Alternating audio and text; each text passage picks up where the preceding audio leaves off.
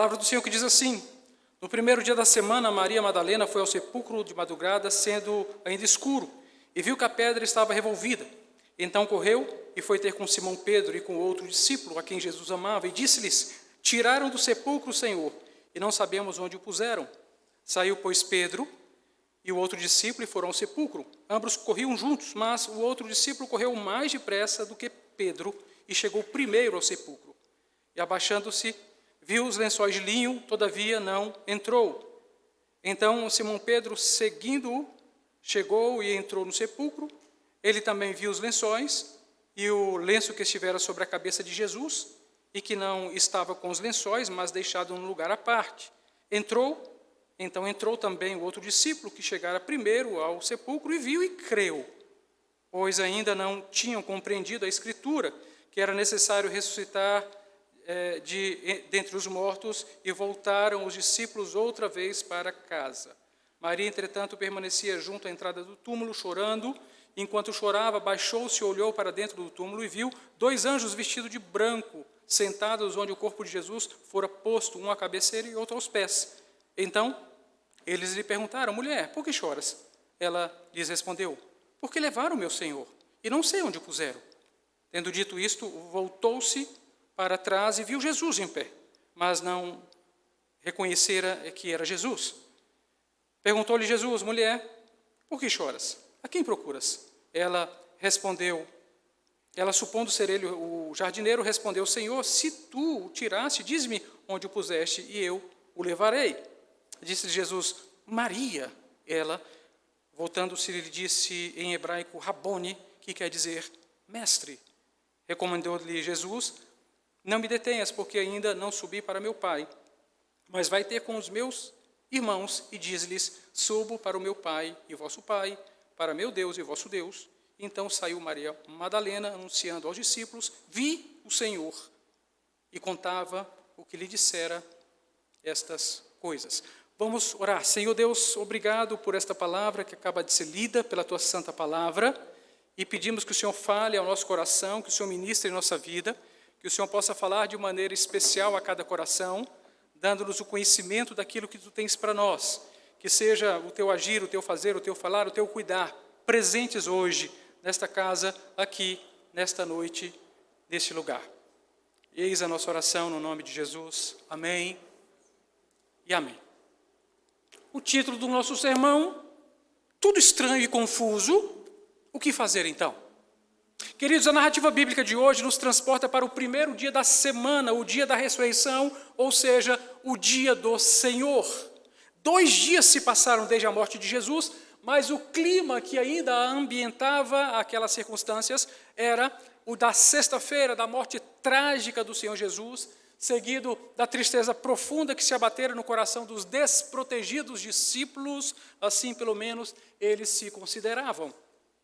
Um terrível sentimento de vazio, marcado pela sensação de desilusão, roubava a paz e perturbava a mente e o coração dos discípulos do Senhor Jesus Cristo.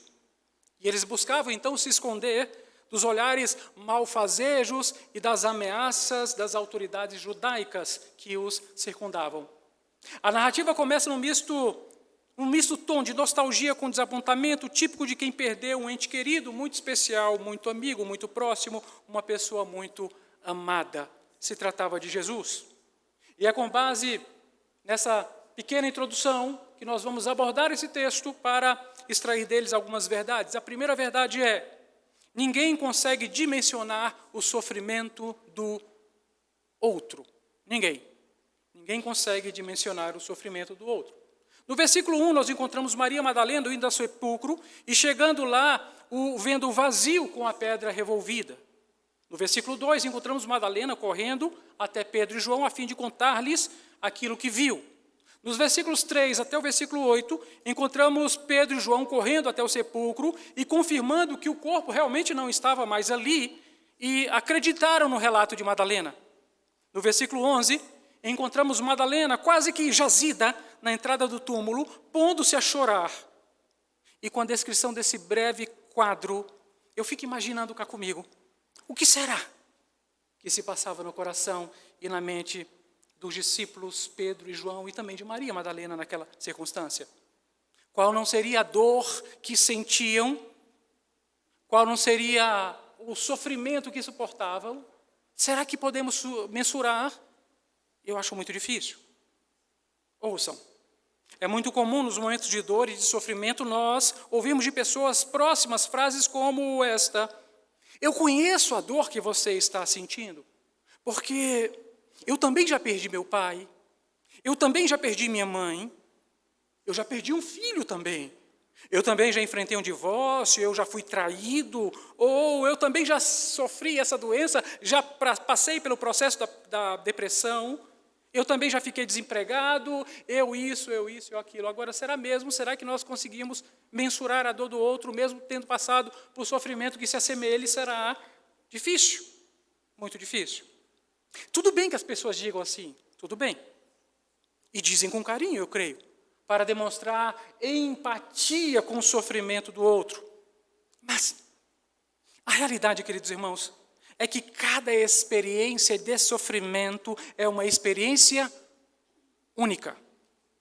Essa experiência varia em função das coisas, e de muitas coisas, como, por exemplo, o grau de proximidade que se tinha com aquele que se perdeu, o grau de intimidade, o grau de envolvimento que se tinha com a pessoa falecida, por exemplo, ou, em outro caso, aqueles que passaram pela experiência do divórcio, ou até mesmo da traição, em quais circunstâncias se deram, ou para aqueles que passaram pela depressão, em qual momento ocorreu de sua vida, se receberam a justa atenção dos familiares, ou se estavam sós, e assim por diante. Portanto, nenhum sofrimento é igual ao outro, o que não nos impede de nos colocar na condição da ajuda.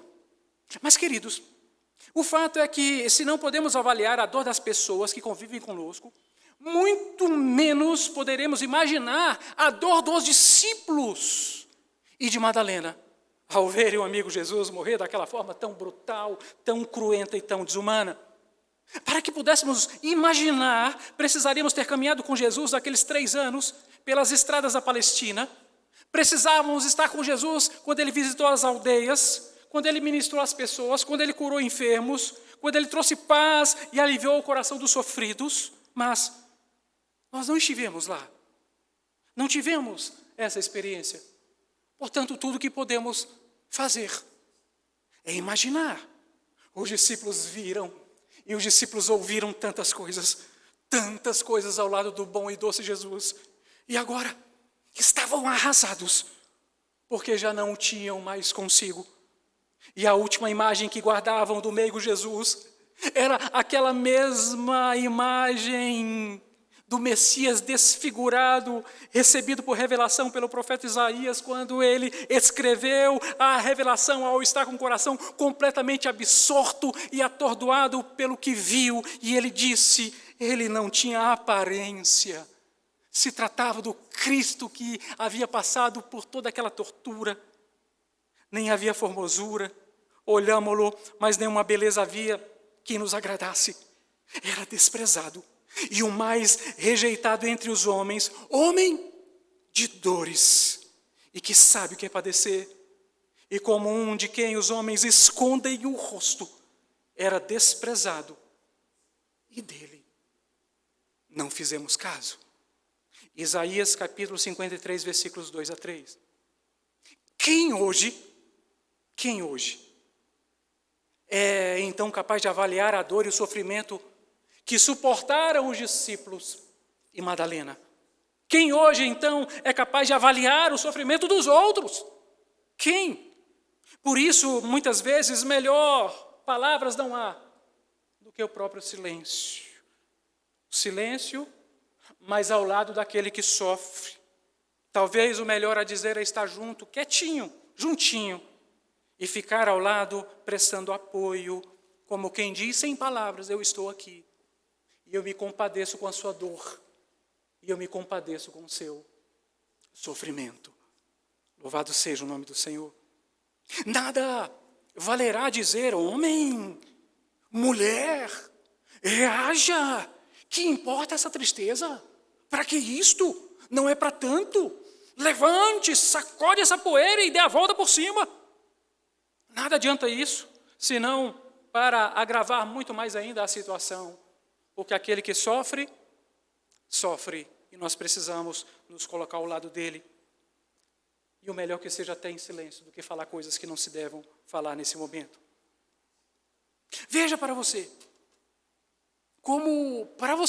perceba, como sendo uma psicologia reversa, repito, veja para você, como sendo uma psicologia reversa, a ordem do Senhor, escrita em Jeremias, no capítulo 16, versículo 5, quando Yahvé, o Deus Todo-Poderoso, determina ao profeta, em virtude da prevaricação de Judá, de todos os seus pecados, que então não visitasse o enlutado e não se compadecesse com a dor daquele que sofria. Vou repetir. Veja para você como uma psicologia reversa. O Senhor está mandando Jeremias não fazer, não visitar, não ir. Então, para nós vai funcionar como o inverso. Olha o que o Senhor disse para Jeremias. Porque assim diz o Senhor, não entres na casa do luto, não vás a lamentá-los, nem se compadeças deles. Porque deste povo retirei a minha paz, diz o Senhor, a benignidade e a misericórdia. Na psicologia reversa, agora aplicando a mim a você, o Senhor está dizendo, vá até eles.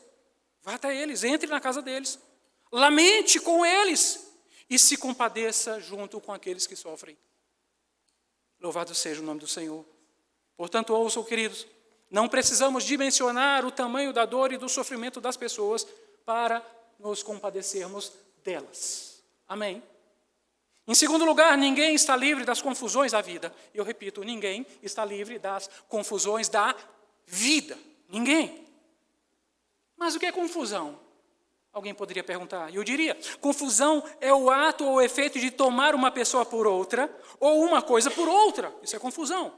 E se a confusão for ainda maior, toma-se até uma pessoa por uma coisa, ou uma coisa por uma pessoa. Confusão. A confusão é própria do coração que sofre, mas, graças a Deus, que em Cristo Jesus nós temos o Evangelho que remove toda a confusão. E o Evangelho vem para isso, para remover a confusão do nosso coração. Talvez o capítulo 20 do Evangelho de João possa aparecer como um dos capítulos que apresentam os personagens em maior confusão em toda a Bíblia. Se não, vejamos. Em primeiro lugar, Maria Madalena. Versículos 11 e 12. Maria Madalena, entretanto, permanecia junto à entrada do túmulo, como eu disse, quase que jazendo, chorando. Enquanto chorava, baixou-se, olhou para dentro do túmulo e viu 2 anjos vestidos de branco, sentados onde o corpo de Jesus fora posto, um à cabeceira e outro aos pés. Que imagem interessante, não? Conseguiu ver essa imagem? Por favor, reparem. Maria permaneceu na porta do sepulcro chorando e de repente vê que surgem 2 anjos. Detalhe. Vestidos de branco, dentro do sepulcro, sentados uma à cabeceira e outra aos pés. Como entraram ali? Se Maria estava à porta, como entraram? E de repente eles passam a interrogar Maria e dizem, mulher, por que choras? E ela respondeu, porque levaram meu Senhor e eu não sei onde o puseram. Como? Como Maria? Como? Como não estranhou estar falando com 2 anjos?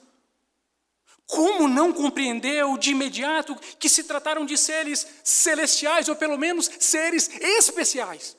Como não? Mas não para por aí.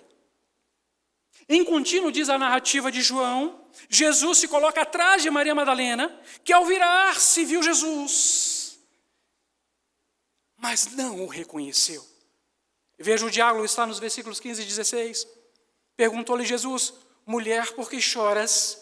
A quem procuras? E ela, supondo ser o jardineiro, respondeu, Senhor, se tu o tiraste, dize-me onde o puseste e eu o levarei. Você percebe? Como Maria não reconheceu Jesus? Como? Talvez alguém me diga assim, pastor, era porque a última imagem que ela tinha de Jesus, a imagem que ela havia recentemente guardada em seu coração, era aquela imagem descrita por Isaías. Horrível, deformada a imagem de Jesus. Talvez por isso. Mas talvez a melhor resposta é porque estava tudo muito estranho naquela manhã, tudo muito estranho. E quando as coisas estão muito estranhas, a gente não consegue compreender. Você concorda comigo? Estava tudo muito estranho.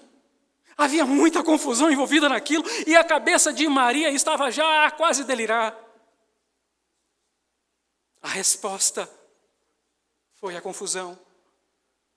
Havia muito sofrimento, por isso Maria Madalena trocou anjos por pessoas e trocou Jesus por outro. Na confusão de Maria, Jesus não passara de um jardineiro, supondo ainda que fosse um jardineiro. Mas aí Jesus, na sua inteligência, na sua sapiência, na sua bondade, ele a chama pelo nome, como só Jesus podia fazê-lo. E ele diz: Maria. Imediatamente, Maria percebeu que era o Senhor, o reconheceu e disse: Rabone. Queridos, ouçam. É natural que a dor e o sofrimento nos tragam confusão e estranhamento. O que fazer depois da perda de alguém muito especial em nossas vidas? O que fazer diante de uma grande decepção? O que fazer diante de uma grande calamidade familiar? O que fazer? Como agora a minha vida vai ser a mesma se eu acabei de perder a esposa, um marido, um filho, um pai? Como agora? Mas, irmãos, ouçam, eu quero dizer a vocês que é exatamente nesses momentos que o Senhor vem ao nosso encontro. É exatamente nesses momentos que o Senhor nos chama por nosso nome, como ninguém mais pode fazê-lo. É exatamente nesse momento, e hoje eu te digo, que o estranhamento e a confusão cessarão e tudo ficará bem, porque Jesus está presente. Louvado seja o nome do Senhor. A terceira verdade: crer não é sinônimo de sempre compreender. Crer não é sinônimo de sempre compreender. João está afirmando que ao ver o sepulcro vazio, ele creu. Como, João? Não sei, eu criei. É isso que ele está dizendo. De alguma forma, ele acreditou que Jesus não estava mais entre os mortos, mas a pergunta seguinte é: e Pedro que estava com ele? O relato bíblico afirma que apenas João creu. Talvez, para o coração e para a mente de Pedro, faltasse algumas investigações a serem realizadas. Talvez faltasse algumas perguntas a serem respondidas para só e depois poder concluir e crer. Então podemos afirmar, consoante o texto bíblico de hoje, que João creu e Pedro não creu. E ainda no decurso do texto, o versículo 9 vai nos afirmar que ambos não compreenderam. Ambos não compreenderam, ainda que vissem o túmulo vazio. Ainda que tivessem visto aquilo que viram presencialmente, em loco, eles não haviam compreendido o que era o mistério da ressurreição de Cristo. Vou repetir. Pedro e João viram, apenas João creu, mas ambos não compreendiam, porque se tratava de um mistério.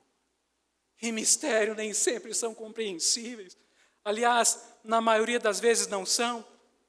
Queridos, a verdade é que, quando pregamos o Evangelho, alguns crerão, outros não, mas nem todos compreenderão o mistério da salvação. Louvado seja o nome do Senhor. Alguns crerão, outros não, e nem todos compreenderão o mistério da salvação. E talvez você pudesse me perguntar: pastor, o senhor crê na Trindade? E eu responderia: sim, eu creio. Crê mesmo, pastor? Sim, com todo o meu coração. Mas, pastor, o senhor consegue me explicar? E eu vou dizer: não, eu não consigo. Mas eu creio. Crer nem sempre será sinônimo de compreender. Mas nós cremos.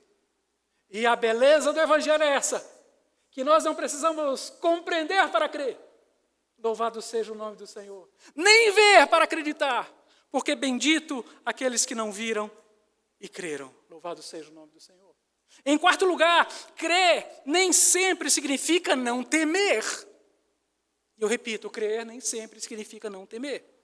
Dos versículos 19 a 23, nós vamos encontrar o relato de Jesus se colocando no meio dos discípulos, estando os mesmos dentro de uma casa com as portas trancadas.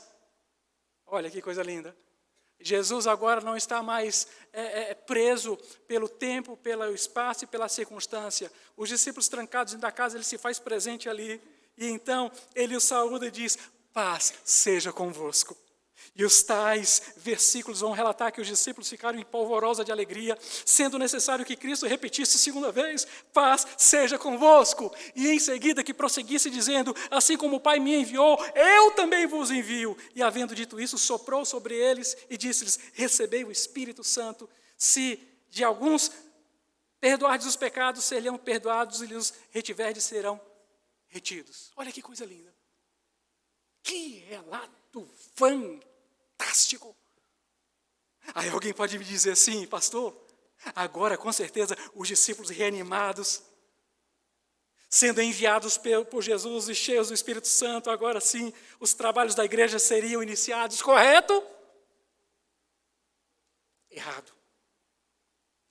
Permaneceram dentro da casa com as portas trancadas por mais 8 dias. Vejam aí o versículo 26, vai dizer: passados 8 dias, quantos dias?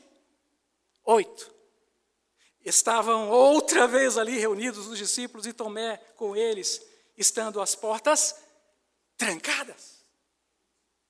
Continuavam trancados. Mas por quê? Examine com maior acurácia. Pedro e João viram o sepulcro vazio. Maria Madalena viu Jesus, deu testemunho para todos. Depois, todos, exceto Tomé, receberam a visita de Jesus, mas continuaram trancados dentro de casa, com medo dos judeus, com medo daquilo que lhes poderia acontecer. Por quê? Porque crer nem sempre significa não temer. Nem sempre. Ouçam, quando o apóstolo Paulo nos concita a tomarmos a armadura de Deus, é porque o apóstolo sabia que a única forma de enfrentarmos nossos medos é tendo essa armadura de Deus em nós. E alguém pode perguntar assim: mas pastor, o que é a armadura de Deus? E eu respondo: a armadura é Cristo se formando em nós, habitando em nós. Efésios 6, 13 a 17, é quando o cinto da verdade está presente, a couraça da justiça, os calçados do evangelho da paz, o escudo da fé, o capacete da salvação e a espada do Espírito, que é a palavra de Deus. É Cristo se formando em nós. A única forma de você enfrentar a morte é se Cristo se formar em sua vida. Me recordo da experiência que é relatada não na Bíblia, mas na tradição cristã, que Pedro, subindo a Via Ápia em direção a Roma, sentiu medo, porque ele sabia que haveria de morrer. Então ele volta e começa a descer. E diz a tradição cristã que Pedro viu Jesus subindo, carregando sua cruz novamente. E Pedro olha para Jesus, Jesus olha para Pedro, e Jesus pergunta para Pedro: Pedro, covardes, ou seja, onde você vai? E naquele momento Pedro cai em si, e ele é fortalecido pelo Senhor. E ele volta agora para subir a Via Ápia em direção a Roma, porque ele sabia que em Roma seria seu destino final. Mas agora ele estava fortalecido por Jesus. Essa é a esperança do cristão. Como vamos enfrentar a perseguição? Com a armadura de Deus. Cristo se formando em nós. Em quinto lugar, sempre haverá uma ordem no meio do caos. Repare o versículo 7, por favor. O versículo 7 diz: e o lenço que estivera sobre a cabeça de Jesus, e que não estava com os lençóis, mas deixado em lugar à parte. O versículo 7, na tradução, na nova tradução, versão internacional, na Almeida Revista e Corrigida, na Bíblia de King James, do rei James, e na Bíblia Católica diz: o lenço estava dobrado e colocado à parte. O lenço estava dobrado. Por que isso é importante para nós, gente? Eu pergunto para você. Por que o lenço que cobriu o rosto de Jesus estava dobrado e colocado em lugar à parte? Ouçam, na tradução judaica da época, se o mestre deixasse a mesa da refeição, mas apenas mantivesse o seu lenço dobrado ao lado do prato, os servos jamais se atreveriam a mexer na mesa e tirar os pratos e a comida. Porque o lenço dobrado significava que o mestre voltaria. Se o mestre, depois de comer, embolasse o lenço e jogasse de qualquer forma em cima da mesa, poderiam recolher a mesa, mas o lenço dobrado dizia, eu voltarei. Jesus estava dizendo, eu voltarei. A minha ausência é breve.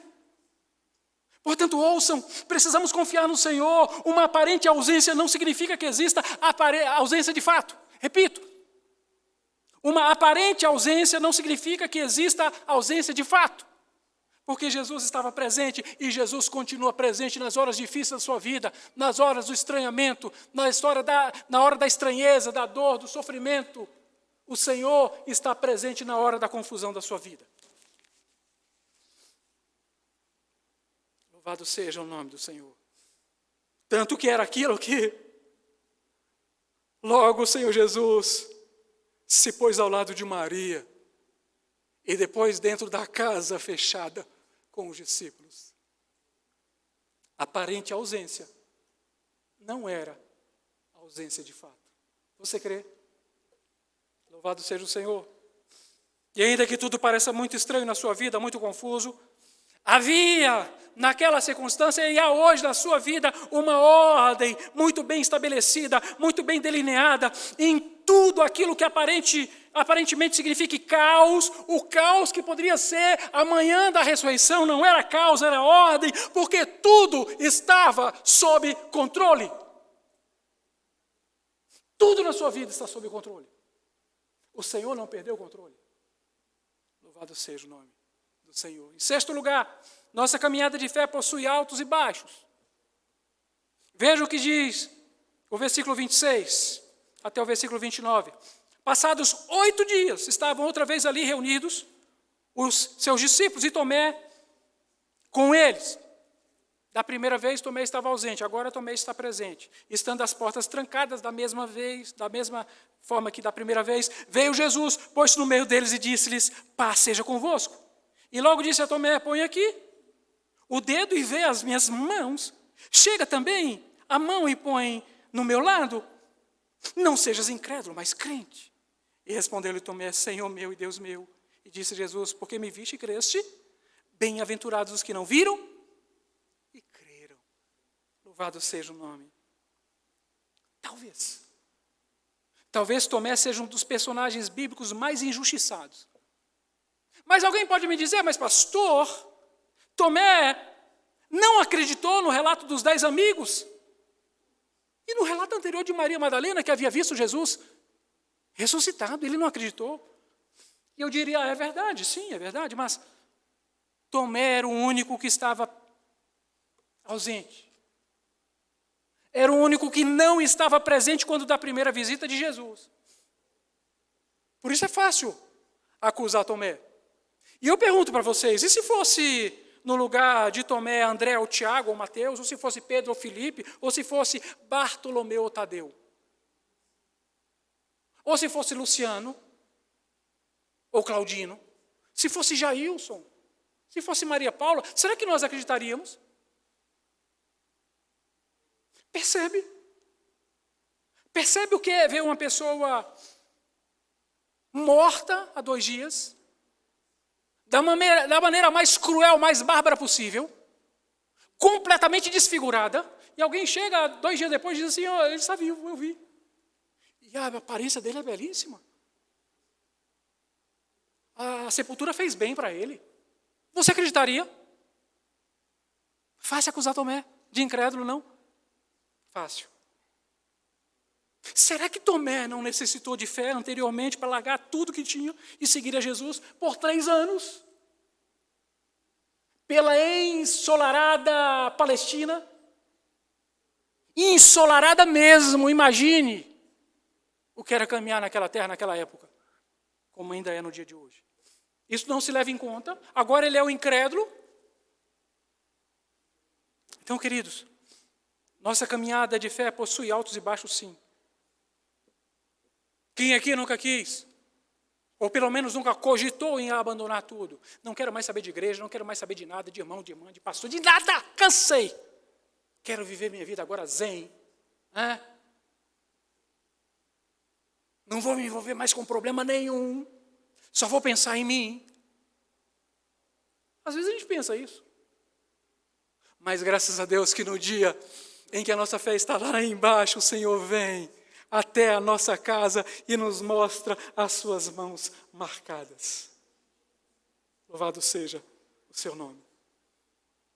Em sétimo e último lugar, sempre vamos precisar de Jesus outra vez. Sempre vamos precisar de Jesus outra vez. Sempre.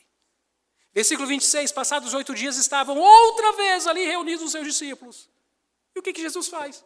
Outra vez se põe no meio deles. A primeira vez não foi suficiente? Não. Eu vou outra vez.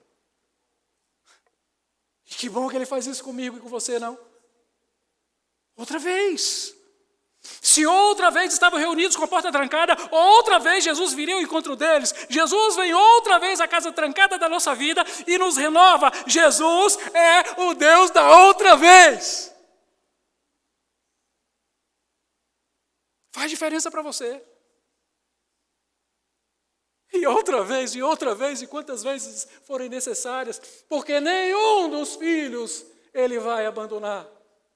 Porque ele disse: nenhum daqueles que o Senhor colocou na minha mão eu deitarei fora, nenhum daqueles que o Pai me deu eu deitarei fora. Nós estamos nas mãos do Senhor, selados pelo Espírito Santo, tendo o nosso nome escrito no livro da vida.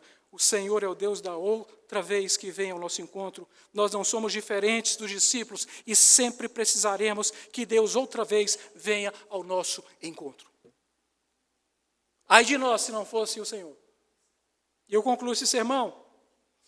Os versículos 30 a 31 diz assim: na verdade fez Jesus diante dos discípulos muitos outros sinais que não estão escritos nesse livro. Estes, porém, foram registrados para que creiais que Jesus é o Cristo, o Filho de Deus, e para que, crendo, tenhais vida em seu nome. Queridos, João está dizendo que tem 2 motivos para que o Evangelho fosse escrito. O primeiro deles é para que creiais que Jesus é o Cristo, o Filho de Deus. Você crê? Se você crê, o primeiro motivo foi concluído, alcançado em seu coração. E o segundo é para que, crendo, tenhais vida em seu nome. Eu queria que você pegasse essa expressão, tenhais vida em seu nome. Gente, existe vida se a pessoa viver eternamente numa confusão, num estranhamento. Imagine você chegar dentro da sua casa e você não saber onde você está. Imagine você encontrar com seu ente querido e você não saber mais quem é, você não reconhecer mais seu pai, sua mãe, seu filho, sua filha, sua esposa, seu marido. Você não saber mais que dia é, que nós não fomos feitos para viver assim. Ter vida significa que o Senhor tem que estar presente, dando direção, dando destino, dando motivação, dando propósito, dando direção para a nossa vida. Ouçam. É o crer em Jesus que remove do nosso coração e da nossa mente toda a confusão e toda a estranheza. E qual é a consequência disso? Vida. Tenhamos vida em Jesus. Essa é a consequência. Tenhamos vida. A vida dos discípulos e até a vida de Maria Madalena não seriam jamais vidas estáveis se continuassem mergulhadas em toda aquela confusão do domingo pela manhã, do dia da ressurreição. Imagine se jamais o Senhor Jesus tivesse se apresentado a eles. Imagine a confusão no coração deles, onde colocaram o meu Senhor. Imagine. Você procurar por alguém tão querido e não achar nunca mais, sem saber o que aconteceu. E a confusão precisava ser removida para que nunca mais eles tomassem anjos por pessoas e nem Jesus por jardineiro. Por isso Jesus se fez presente, dando condições de vida. Querido, portanto, ouça, ainda que a sua vida possa, em determinados momentos, se ver envolvida em confusões, em estranhamentos, em estranhezas, em coisas que você não consiga compreender. Saiba que o mesmo Jesus que pôs ordem naquele domingo pela manhã na vida de Maria Madalena, de Pedro e de João e dos demais discípulos, ele põe ordem na sua vida. A pergunta é, você crê? Porque o Evangelho foi escrito para que isso acontecesse. Jesus veio para colocar as coisas no devido lugar. Ele é o Deus do lenço dobrado no sepulcro.